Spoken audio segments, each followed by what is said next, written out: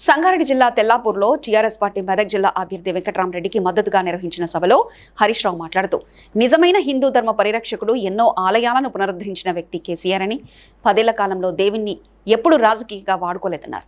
Congress government వచ్చిన 6 గ్యారెంటీలేమో గానీ పేద ప్రజలకు ఉపయోగపడే ఏ ఒక్క సంక్షేమ పథకం సరిగ్గా అమలు పరచడం లేదని అన్నారు. వెంకట్రామరెడ్డిని గెలిపిస్తే అభివృద్ధిలో మరింత ముందుకు వెళ్లే అవకాశం ఉంటుందన్నారు. ఈ కార్యక్రమంలో ఎమ్మెల్యే మహిపాల్ రెడ్డి, మాజీ ఎమ్మెల్యే సత్యనారాయణ, బీఆర్ఎస్ నేతలు ఆదర్శరెడ్డి, సోమిరెడ్డి, టీఆర్ఎస్ కార్యకర్తలు పాల్గొన్నారు.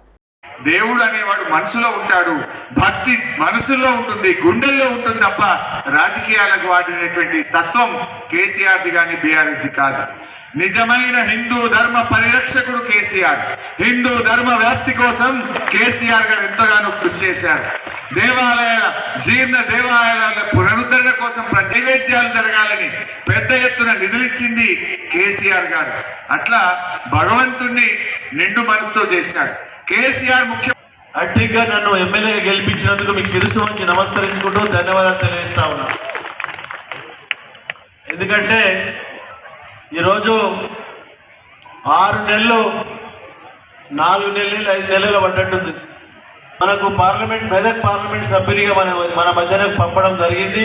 ఆయన ఎక్కడో కాదు, మన తెల్లాపూర్ మున్సిపల్లో రాజ్ పుష్పల్లోనే ఉంటాడు ఆయన. వాళ్ళ ఫ్యామిలీ మెంబర్స్ మొత్తం ఇక్కడ కూతేస్తే వలుకుతాడు అక్కడ ఆయన.